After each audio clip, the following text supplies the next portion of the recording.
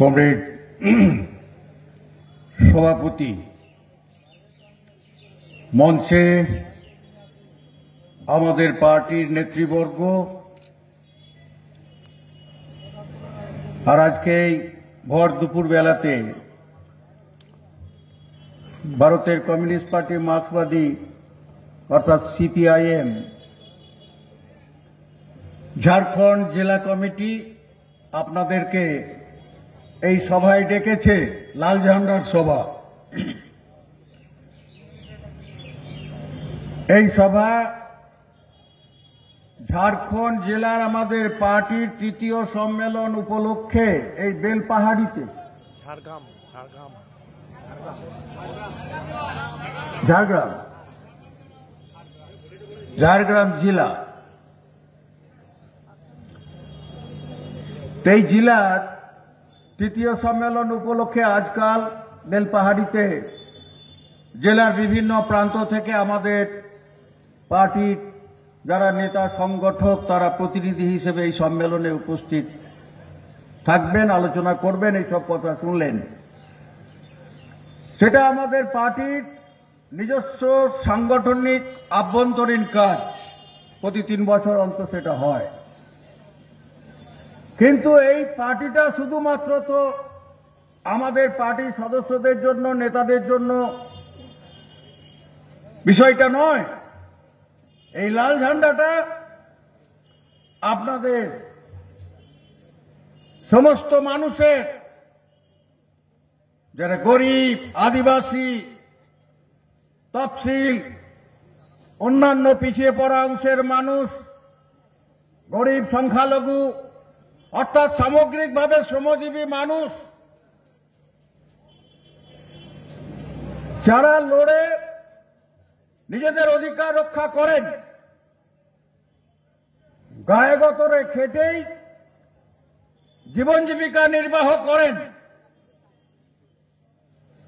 আর ওই খুঁটে খেয়ে, চেটে খেয়ে, লুটে খেয়ে নয়, সেই মানুষদের জন্য এই লাল ঝান্ডা। আর সেই লাল ঝান্ডার সম্মেলন আমাদের সেই আম জনতার, সব অংশের মানুষের, তাদের জন্য এই সম্মেলন, তাদের ভবিষ্যতের অধিকার রক্ষার আন্দোলন, তাকে শান দিতে হবে, মজবুত করতে হবে। সেই জন্য এই দুপুরবেলার এই সমাবেশে যারা উপস্থিত হয়েছেন, বেলপাহাড়ি ব্লক এলাকা সহ এই ঝাড়গ্রামের বিভিন্ন ব্লক এলাকা থেকে যারা এসেছেন, মা বোনেরা, আমাদের অন্যান্য অংশের লড়াকু বন্ধুরা এবং এলাকার ভদ্রমণ্ডলীয় সুধীজন, তাদের সকলকে ভারতের কমিউনিস্ট পার্টি মার্ক্সবাদী পশ্চিমবঙ্গ রাজ্য কমিটির পক্ষ থেকে আমি আপনাদের নমস্কার জানাচ্ছি, জোহার জানাচ্ছি, আদাব জানাচ্ছি। আপনারা শুনলেন অনেকক্ষণ ধরেই সভা চলছে। এই সভাতে আজকে যে পরিস্থিতি সারা দেশে, আমাদের রাজ্যে, এই জেলায় বিরাজ করছে, সেই পরিস্থিতির কথা শুনলেন। আসলে দুটো সরকার, এই একটা পরিবর্তনের সরকারের নাম করে সেই 2011 সালের পর থেকে আজ পর্যন্ত দেশে আমাদের বুকে পাথরের মতো চেপে বসে আছে তৃণমূল। আর একটা গত 2014 সালের পর থেকে দিল্লিতে বসে আছে নরেন্দ্র মোদীর নেতৃত্বে একটা সরকার, ভারতীয় জনতা পার্টির নেতৃত্বে, যাকে বলে এনডিএ জোট সরকার। সেই সরকার তারা কি করছে? গোটা দেশটা ভারতবর্ষ, দেশটার নাম ভারতবর্ষ, জাত ধর্ম বর্ণ সম্প্রদায় ভাষা সংস্কৃতি এই বিভিন্ন বৈচিত্র্যের মধ্যে সব মানুষ আছেন। আদিবাসী মানুষ আছেন, আদিবাসী মানুষ আছে, হিন্দু আছে, মুসলমান আছে, জৈন আছে, খ্রিস্টান আছে। এই যে 140 কোটি মানুষের দেশ, সেই দেশে আমরা আজকে না হাজার হাজার বছর ধরে মিলেমিশে এক জায়গায় আছি। আর আমাদের লাল ঝান্ডার কাছে মানুষের পরিচয়, মানুষ জাত ধর্ম বর্ণ সম্প্রদায়ের ভিত্তিতে লাল ঝান্ডা মানুষকে ভাগ করে না। সমস্ত শ্রমজীবী খেটে খাওয়া মানুষ, তারা শ্রমিক শ্রেণী, দুনিয়ার মজদুর এখন। সেই মজদুরের কোনো জাত নেই, ধর্ম নেই, বর্ণ নেই, সম্প্রদায় নেই। সেই স্লোগান একমাত্র লাল ঝান্ডা দিতে পারে। কারণ লাল ঝান্ডাটা লড়াইয়ের ঝান্ডা, লড়াইয়ের মঞ্চে পেটের ভাত হোক, কাজ হোক, শিক্ষা হোক, চিকিৎসা হোক, মাথার উপরে ছাদের ব্যবস্থা হোক, এই সব ব্যাপারে। আর সব থেকে বড় কথা, আমাদের সামাজিক নিরাপত্তা হোক, মা বোনেদের নিরাপত্তা থেকে শুরু করে সংখ্যালঘু অংশের মানুষ, সে জাত ধর্ম বর্ণ সম্প্রদায় ভাষা নির্বিশেষে সমস্ত অংশের সংখ্যালঘু অংশের মানুষের নিরাপত্তা, তার বিধান, তার জন্য লড়াই। মানুষকে আজকে পেটের ভাত দিতে পারছে না, শুনলেন সেসব কথা, যে মূল অধিকারগুলো ছাঁটাই হয়ে যাচ্ছে। খাদ্যের নিরাপত্তা থেকে শুরু করে, শিক্ষার অধিকার থেকে শুরু করে, স্বাস্থ্যের অধিকার থেকে শুরু করে, মাথার উপরে ছাদের অধিকার থেকে শুরু করে, কাজের অধিকার, সব আস্তে আস্তে ছাঁটাই হচ্ছে। সরকার হাত পা গুটিয়ে নিচ্ছে। দিল্লির সরকার, রাজ্যের সরকার কি বলছে? সব হবে বেসরকারি, ঢালা বেসরকারি মালিকদের হাতে ছেড়ে দাও। দেশটাকে আম্বানি আদানিদের মতো মোদি সাহেবের বন্ধু, সেই কর্পোরেট বড় বড় ধনিক পুঁজিপতি, তাদের হাতে তুলে দাও। তুলে তো দিয়েছে। আসলে দিল্লির সরকার, তার আসল যারা চালাচ্ছে তারা হচ্ছে এই আম্বানি আদানি, তারাই চালাচ্ছে। নরেন্দ্র মোদী হচ্ছেন উপলক্ষ, চালাচ্ছেন তারা। এই যে লুট বলছে না, লুটতন্ত্র, দেশটাকে লুটে ফাঁক করে দিল।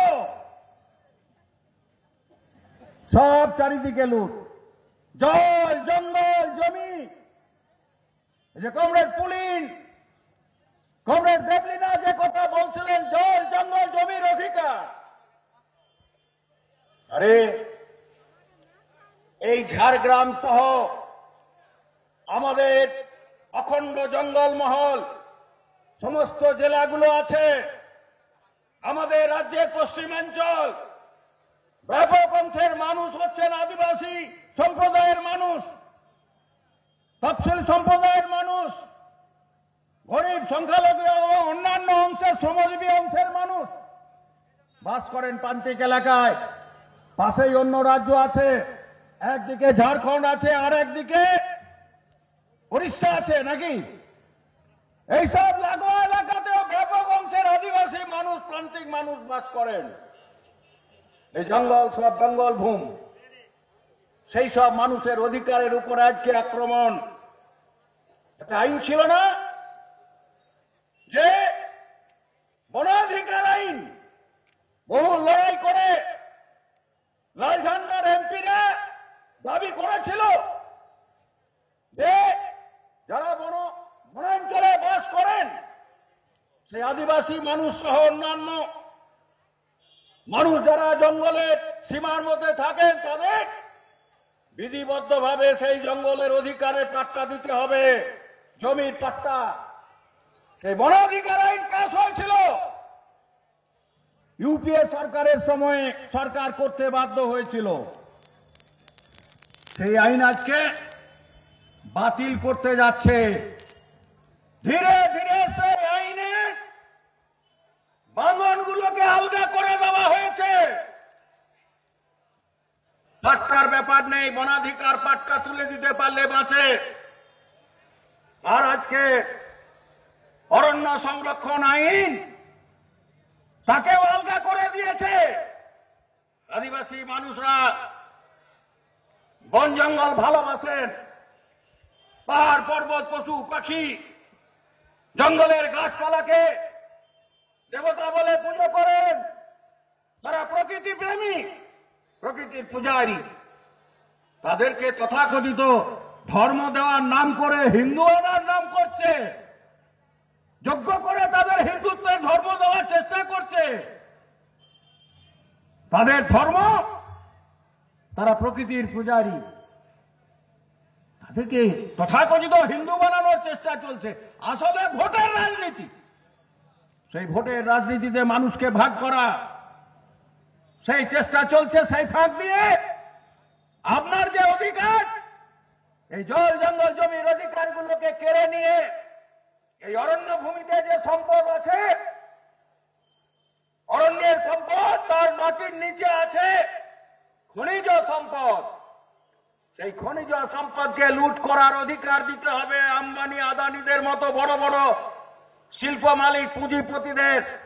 সে ঝাড়খণ্ড হোক, ছত্তিশগড় হোক, ওড়িশা হোক, আর বাংলার আমাদের এইসব পশ্চিমাঞ্চল হোক, সব জায়গায় সেই ষড়যন্ত্র চলছে। উপরে আপনাদের বন্ধু সেজে, আপনাদের মানুষ সেজে, তথাকথিত হিন্দুত্ববাদের নাম করে সরল সহজ হিন্দু ধর্ম বিশ্বাসী মানুষগুলোকে বোকা বানানোর চেষ্টা হচ্ছে। হিন্দু ধর্ম বিশ্বাস বা কোন মানুষের ধর্ম বিশ্বাস, সেটা তার নিজস্ব। আমাদের দেশে নানা ধর্ম, নানা বর্ণ, নানা ভাষা, নানা মত, সেটা অধিকার। আমাদের দেশের সংবিধান সেই অধিকার নির্দিষ্ট করেছে। সেই অধিকার তাদের আছে, স্বাধীনভাবে মাথা উঁচু করে সেই ধর্ম তারা পালন করবেন। ধর্মের সঙ্গে রাজনীতির কোনো সম্পর্ক থাকবে না। ধর্ম তার নিজের জায়গায় থাকবে, মন্দির মসজিদ গুরুদুয়ারা গির্জায় প্যাগোডায় থাকবে, সেটা করুন। আমরা লাল ঝান্ডার মানুষ, মানুষকে সেইভাবেই দেখি যে মানুষের ধর্ম বিশ্বাস নিয়ে মানুষ পূর্ণ অধিকার নিয়ে সম্মান নিয়ে বাঁচবে। কিন্তু ধর্মের সঙ্গে রাজনীতিকে গুলিয়ে দিলে যা হয়, বর্তমানে দেশে শাসকরা যখন পেটের ভাত দিতে পারছে না, বেকারদের কাজ দিতে পারছে না, মাথার উপরে আচ্ছাদনের ব্যবস্থা করতে পারছে না, আর সারা দেশে খনি খাদান থেকে শুরু করে সব জায়গায় ব্যাপক লুট করে মুষ্টিমেয় কর্পোরেট পুঁজিপতিদের সুবিধা করে দেওয়ার চেষ্টা হচ্ছে। সেই নীতি তৈরি করছে তারা পার্লামেন্টে, রাজ্য বিধানসভায়।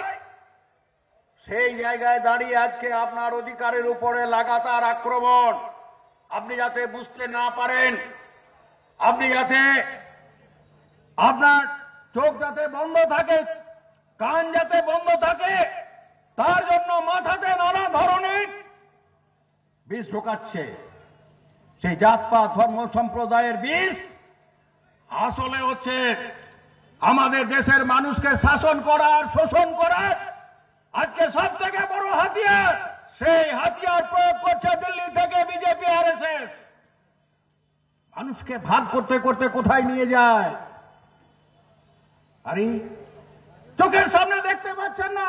আজকে ঘরে বসে টিভির পর্দায় অনেক খবর আমরা জানতে পারি দেশ দুনিয়ার। এই যে প্রায় 1 বছর কাল ধরে, 1 বছর কেন, প্রায় 1.5 বছরের সময়কাল ধরে আমাদের দেশের উত্তর পূর্ব ভারতের একটা ছোট রাজ্য মণিপুরের ঘটনার দিকে তাকালে বুঝতে পারবেন। সেই মণিপুরে ডবল ইঞ্জিনের সরকার, যেমন ত্রিপুরাতে ডাবল ইঞ্জিনের সরকার লাগিয়েছে বামফ্রন্টকে উৎখাত করে, সেখানকার মানুষ হারে হারে এখন বুঝছেন। মণিপুরে বিজেপির সরকার, দিল্লিতে বিজেপির সরকার 1.5 বছর ধরে সেই মণিপুরের মানুষরা, দুটো জনজাতি গোষ্ঠীর মানুষ, একটা বলে কুকি সম্প্রদায়ের, পাহাড় জঙ্গলে বাস করে, আপেক্ষিকভাবে পশ্চাৎপদ, তাদের লেখাপড়া কম, সেই অংশের মানুষ। আর একটা জনজাতি গোষ্ঠীর মানুষ, তারা হচ্ছে মেইতি, সেই অংশের সংখ্যা বেশি, কিন্তু তারা হচ্ছে আবার তথাকথিত বেশিরভাগ হচ্ছে হিন্দু ধর্মে বিশ্বাস করে। তাহলে সেই অংশের ভোটটা বিজেপির জরুরি। ভারতবর্ষে তথাকথিত হিন্দু রাষ্ট্র করতে গেলে হিন্দুদের নিয়ে একটা ছাদের তলায়, সামিয়ানার তলায় জড়ো করতে হবে নানা কায়দায়। সেই কায়দাগুলো হচ্ছে সামাজিক প্রকৌশল। সেই প্রকৌশলকে ব্যবহার করে সেখানে দুটো জনজাতি গোষ্ঠীর মধ্যে লাগিয়ে দিয়েছে গৃহযুদ্ধ। কত এর মধ্যে জীবন গেল, কয়েকশো মানুষের জীবন গেছে, কত মা বোনেদের নির্যাতন, রাস্তার উপরে দাঁড়িয়ে উলঙ্গ করে নির্যাতিত হয়েছে, সেই সব ছবিও ঘরের বসে মানুষ আপনারা দেখেছেন। আদিবাসী জনজাতি গোষ্ঠীর মানুষ, তারা অসহায়ভাবে নির্যাতিত হচ্ছেন, খুন হচ্ছেন, এলাকা ছাড়া হচ্ছেন, সম্পত্তি দখল হচ্ছে, আগুন দিয়ে জ্বালিয়ে দেওয়া হচ্ছে, অথচ সেই দাঙ্গার আগুন নিচ্ছে না। বহাল তবিয়তে বিজেপির সরকার বসে আছে। দেশের প্রধানমন্ত্রী, স্বরাষ্ট্রমন্ত্রীর একবারও সময় হয়নি 1.5 বছরের মধ্যে সেই রাজ্যে গিয়ে সেই গৃহযুদ্ধ মিটিয়ে, দুটো জনজাতি গোষ্ঠীর সংঘর্ষ থামিয়ে সেখানে শান্তি প্রতিষ্ঠা করার। কারণ আসলে হচ্ছে ওটা ভোটের রাজনীতি। এই ভোটের রাজনীতির মেরুকরণ করতে গেলে জনজাতির, আদিবাসী গোষ্ঠীর মানুষকেও ভাগ করতে হবে ধর্মের ভিত্তিতে। কারণ উল্টো দিকে কুকিরা হচ্ছে খ্রিস্টান ধর্ম বিশ্বাসী, ঐতিহাসিকভাবে সাংবিধানিক অধিকার অস্বীকার করতে পারবেন? ভারতবর্ষের সংবিধানে এটা কি বিরোধী? তারাও তো ভারতবর্ষের নাগরিক। আচ্ছা, এইসব এলাকার মানুষ, আদিবাসীদের মধ্যে কোনো খ্রিস্টান ধর্ম বিশ্বাসী আদিবাসী মানুষ নেই? অনেক আছে, ঝাড়খণ্ডে আছে, ছত্তিশগড়ে আছে, ওড়িশায় আছে, মধ্যপ্রদেশে আছে, আমি জানি। সেই সব তথ্য আপনাদের বিস্তৃত বলার দরকার নেই। বিজেপি কি করছে? বিজেপির যে আসল মাথা আরএসএস, সেই আদিবাসী মানুষের মধ্যে ঢুকে তাদের ভাগ করার জন্য বলছে ওই খ্রিস্টান ধর্মে বিশ্বাসী ওই মানুষগুলো আদিবাসী নয়, ওরা তোমাদের সব অধিকার নিয়ে নিচ্ছে, সুতরাং ওদেরকে গা ছাড়া করতে হবে, এলাকা ছাড়া করতে হবে। শুধু দেশের মুসলমানদের বিদেশি বানিয়ে তাদের দেশ ছাড়া করার হুঙ্কার নয়, সেটা তো খাড়াখাড়ি। এই ধরনের ছোট ছোট সব মানুষের মধ্যে যে ভাগ আছে, জাত পাত, ধর্ম, সম্প্রদায়, গোষ্ঠী, আদিবাসীদের বিভিন্ন উপজাতি গোষ্ঠী, তাদের মধ্যেও ঝগড়া লাগিয়ে পক্ষে রাখার চেষ্টা হচ্ছে, আর এক পক্ষকে তাদের বিরুদ্ধে বিদ্বেষের বীজ বুনছে, সংঘাতে তারা এলাকা ছাড়া হচ্ছে, অধিকার ছাড়া হচ্ছে। এই সব নতুন নতুন ষড়যন্ত্রের সামনাসামনি আমরা হয়েছি।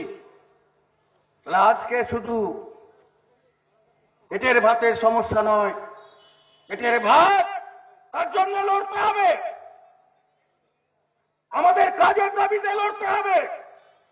অমিয়দা ব্যাখ্যা করে বলেছেন 100 দিনের কাজ বহু লড়াই করে আদায় হয়েছিল, এটা দয়ার দান নয়। সেই 100 দিনের কাজ আজকে চৌপাট হয়ে যাচ্ছে কেন?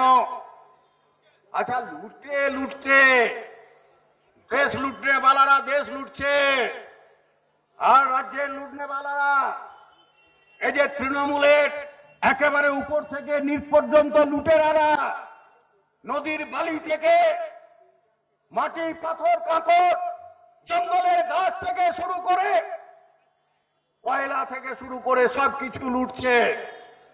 এই লুটতে লুটতে আপনার প্লেটের ভাতেও হাত পড়েছে। 100 দিনের কাজ যা গরিবের সাহারা ছিল, বছরে 100 দিন ন্যূনতম কাজ পাওয়ার অধিকার, সেই কাজ প্রায় 3.5 বছর ধরে আমাদের রাজ্যে বন্ধ। তার বড় কারণ এই টাকা লুট হয়েছে বেপরোয়া, তার হিসেব নেই। গরিব মানুষের পেটে যায়নি, তৃণমূলের শাসক হাঙরদের পেটে গেছে।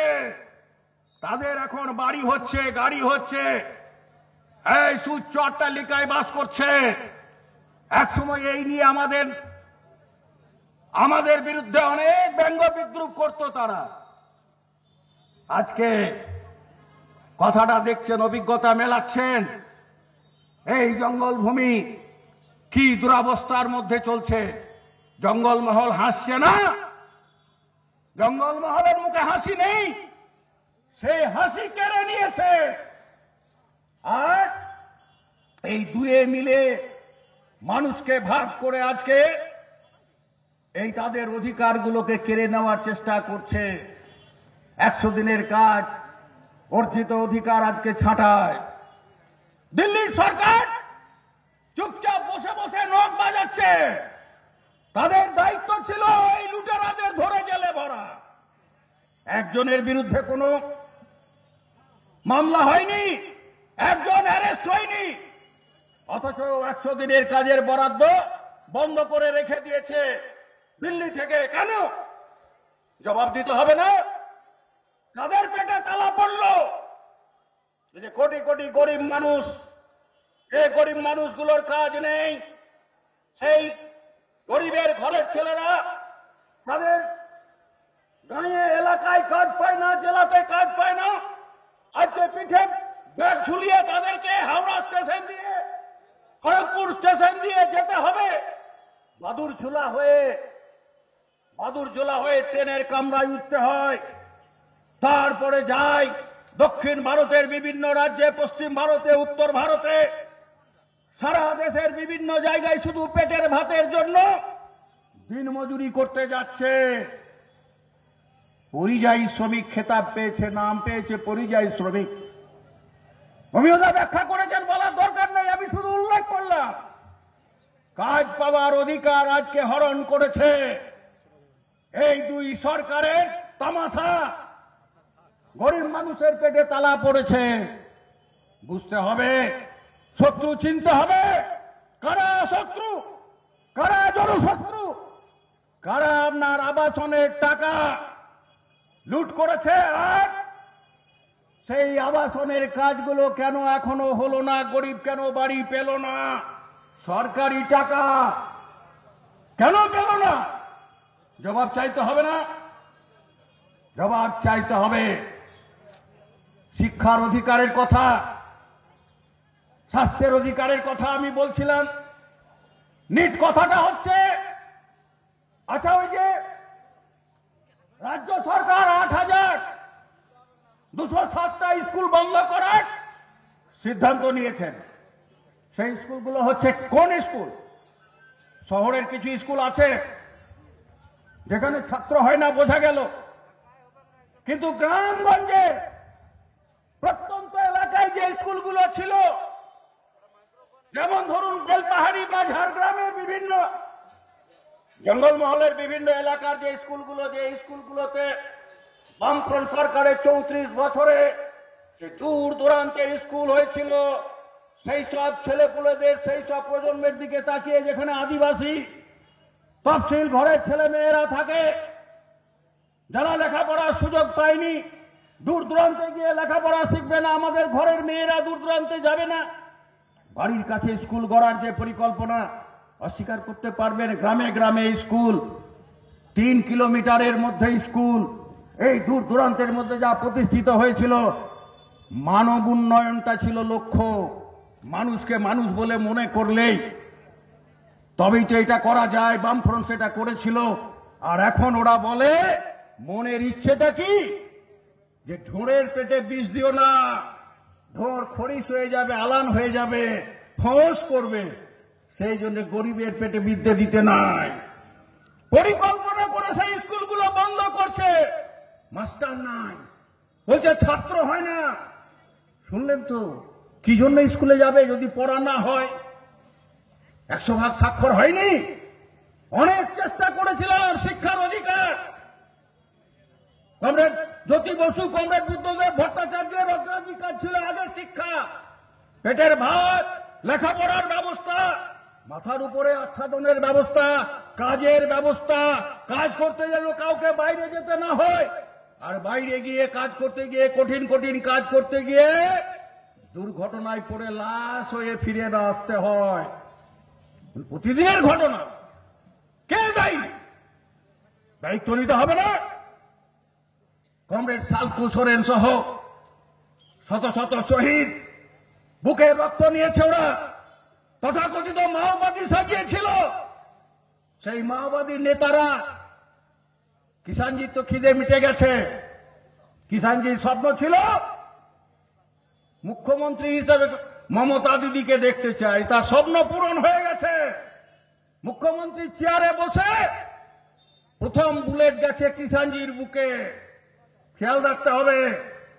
আর যারা তথাকথিত মাওবাদী সেজেছিল, সেই ছত্রধর মাহাতো, শশধর মাহাতো, সুচিত্রা বাস্কে, তারা কোথায় এখন? সব তৃণমূলের নেতা। জেলে ছিল, জেল থেকে মুক্ত হয়েছে। শিক্ষার চোট পার্থ চ্যাটার্জি থেকে শুরু করে খাদ্য রেশনের চাল যিনি চুরি করেছিলেন, সেই রেশন মন্ত্রী, খাদ্যমন্ত্রী মিস্টার মৈত্র, তিনিও জেল থেকে ছাড়া পেয়ে আবার সসম্মানে সমাজে মাথা উঁচু করে মুখ দেখাচ্ছেন। আর আমাদের বীরভূম জেলার, বীরভূমের ছেলে বলে আমার মনে হচ্ছে, তথাকথিত সুপ্রিমো, যার মাথায় অক্সিজেন কম যেত বলে দিদি আদর করতেন, সে গরু চুরির, গরু পাচারের অভিযোগে 2 বছর তিহার জেল খেটে এসেছে। তাকেও কায়দা করে ছাড়িয়ে নিয়ে এসেছে, উপরওয়ালাদের সঙ্গে ব্যবস্থাপনা হয়েছে। সে এসে আবার বহাল তবিয়তে জেলার তৃণমূলের সভাপতির আসন অলঙ্কৃত করে বসে আছেন। অর্থাৎ এই যে চোর, দুর্নীতিগ্রস্ত, দুর্বৃত্ত, ধর্ষণকারী, তাদের দল তো তৃণমূল, এটা তো মানুষের চোখের সামনে পরিষ্কার। আরজিকরের ঘটনা, আমাদের এক তরুণী ডাক্তার, তিনি খুন হলেন, ধর্ষিতা হলেন, বর্বরভাবে ধর্ষিতা হলেন এবং খুন হলেন। যে কাজ কখনো একজনের দ্বারা সম্ভব না, সব তথ্য প্রমাণ লোপাট করে, যোগ সাজস করে সিআইডি আর ওদিকে হচ্ছে সিবিআই, এই 2 পুলিশ একাকার হয়ে শেষ পর্যন্ত সব তথ্য লোপাট করে দিয়ে যারা আসল মাথা, সব ধামা চাপা পড়ে গেল। কারো হাতে হাত করা পড়ল না। একজনকে বলির পাঠা চিহ্নিত করে তার বিরুদ্ধে সব অভিযোগ খাড়া করে তাকে সাজা দেওয়া হলো যাবজ্জীবন কারাদণ্ড। এই ন্যায় বিচার? লক্ষ লক্ষ মায়েরা রাস্তায় নেমেছিলেন, শুধু আরজিকরের তিলোত্তমা নয়, সারা রাজ্যে, সারা দেশে প্রতিদিন এইরকম ঘটনা। ঝাড়গ্রামেও এইরকম বহু ঘটনা ঘটেছে, জঙ্গলমহলে ঘটেছে। আমাদের রাজ্যের বিভিন্ন প্রান্ত, উত্তর থেকে দক্ষিণ পর্যন্ত প্রতিদিন এই ধরনের ঘটনা ঘটছে। এবং তার মূল লক্ষ্য হচ্ছে এখন আদিবাসী, তফসিল, পিছিয়ে পড়া সমাজের মা বোনেরা, ছোট শিশু থেকে শুরু করে বয়স্কা মা পর্যন্ত ছাড় পাচ্ছে না এই রাজ্যে। নিরাপত্তা নেই, সেই রকম একটা রাজ্যে আমরা বাস করছি। ন্যায় বিচারের জন্য লড়াই, সেই লড়াই লক্ষ লক্ষ মানুষ রাস্তায় নেমেছেন। এইসব থ্রেট অর্থাৎ হুমকি সংস্কৃতির বিরুদ্ধে রাস্তায় দাঁড়িয়ে আছেন।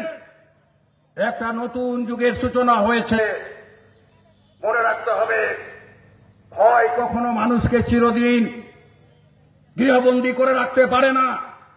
তাই আজকে আমাদের সামনে অনেক হুমকি আছে, হামলা আছে, মামলা আছে। সেই সবকে ভয় পেয়ে লাল ঝান্ডা আমাদের পিছিয়ে থাকতে পারে না। লাল ঝান্ডাকে শেষ করা যায় না, তা পরীক্ষিতভাবে প্রমাণ হয়ে গেছে। সেই জন্য আজকে বুক চিতিয়ে সাহস নিয়ে আসলে যারা শাসক তারা শুধু সম্পদ লুট করে না, আপনার অধিকারও লুট করেছে। পঞ্চায়েতের অধিকার আছে, পঞ্চায়েতের ভোটের নাম করে প্রশাসন, মিউনিসিপ্যালিটির ভোটের নাম করে প্রশাসন বেপরোয়া লুট। তবুও প্রতিরোধ হয়েছে, বিনা প্রতিরোধে হয়নি। কিন্তু প্রশাসনের বড় অংশ নির্লজ্জভাবে এই শাসকদের পিছনে দাঁড়িয়ে মদত করেছে। মানুষের মতামতকে পাল্টে দেওয়ার চেষ্টা হয়েছে, তা না হলে চেহারা আলাদা হতো। পুলিশ থেকে, একাংশের পুলিশ থেকে শুরু করে প্রশাসন, এসডিও, বিডিও থেকে শুরু করে এমনকি ডিএম, এসপিদের একটা বড় অংশ, তারাও আজকে সেই সব মোসাহেবির কাজে যুক্ত হয়ে আপনার অধিকার আজকে চৌপাট করে দিয়েছে। তাই আজকে হচ্ছে পঞ্চায়েতগুলো হচ্ছে লুঠের বখরার জায়গা, ভাগ বাটোয়ারা করার জায়গা। বামফ্রন্টের জমানার সেই পঞ্চায়েত মানুষের পঞ্চায়েত, অধিকার রক্ষার প্রতিষ্ঠান, জমির অধিকার, পাট্টার অধিকার, ভাগের অধিকার, কাজের অধিকার, শিক্ষার অধিকার, আবাসনের অধিকার, স্বাস্থ্যের অধিকার, সেই অধিকারগুলো আর মা বোনদের মর্যাদা রক্ষার অধিকারের প্রতিষ্ঠান, সেই প্রতিষ্ঠান আজকে এই দুর্বৃত্তদের হাতে, লুঠেরাদের হাতে মুক্ত করতে হবে। তাই মিলে মিশে দেশে গণতন্ত্রকে সংবিধানের উপরে আক্রমণ, সংবিধানের প্রণেতা ডক্টর বাবা সাহেব ভীমরাও আম্বেদকর, যিনি প্রবাদ প্রতিম পুরুষ, যার হাতে ভারতবর্ষের এই গণতান্ত্রিক, ধর্মনিরপেক্ষ, সার্বভৌম, সমাজতান্ত্রিক উপাদানে পুষ্ট এই সংবিধান তৈরি হয়েছিল। সেই সংবিধানের আধারে 140 কোটি মানুষ, যার জাত, ধর্ম, বর্ণ, সম্প্রদায় নির্বিশেষে আমরা সংবিধানের সমান অধিকার ভোগ করি। আর প্রান্তিক অংশের মানুষ, আদিবাসী, দলিত, অন্যান্য পশ্চাৎবর্গের মানুষ, তারা সাংবিধানিক অধিকারের সুবাদে কিছুটা তাদের বিশেষ উত্তরণ ঘটে, সুরক্ষা ছিল। আর আজকে সেই সব চৌপাট, সেই সংবিধানকেই তুলে দেওয়ার ষড়যন্ত্র চলছে। আরএসএস, বিজেপির ধারাবাহিক লাগাতার আক্রমণ চলছে। সর্বশেষ সংবিধানের প্রণেতা ডক্টর বাবা সাহেব ভীমরাও আম্বেদকরের বিরুদ্ধেও তীর্যক অপমান করেছেন দিল্লি সরকারের 2 নম্বর নেতা, দেশের স্বরাষ্ট্রমন্ত্রী অমিত শাহ মশাই। তা আবার পার্লামেন্টের কক্ষে দাঁড়িয়ে এত বড় তার হিম্মত, তার জন্য কোনো দুঃখ প্রকাশ নেই। সারা দেশে প্রতিবাদ হচ্ছে, শুধু প্রতিবাদ নয়, ওদের চিনে নিতে হবে যে আসল উদ্দেশ্য হচ্ছে ভারতবর্ষে এই তথাকথিত ভারতবর্ষকে তথাকথিত হিন্দুত্ব রাষ্ট্রে পরিণত করতে হবে সংখ্যাগরিষ্ঠতাবাদের দাপটে। সেই জন্য এই দেশে যে বৈচিত্র্য, সেই বৈচিত্র্যকে খতম করতে হবে। এক দেশ, এক জাতি, এক ভাষা, এক ধর্ম, এক সংবিধান, এক ভোট, এক সংস্কৃতি। হয় নাকি? নানা ভাষা, নানা মত, নানা পরিধান, বিবিধের মাঝে দেখো মিলন মহান, বিশ্বকবির সেই আহ্বান।